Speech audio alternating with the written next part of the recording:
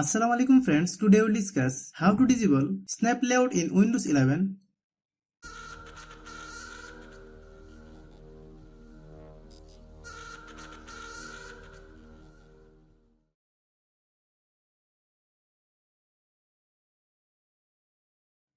Click Start menu,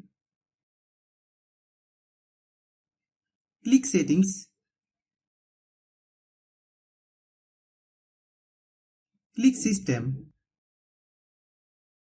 then click Multitasking, then turn off Snap Windows.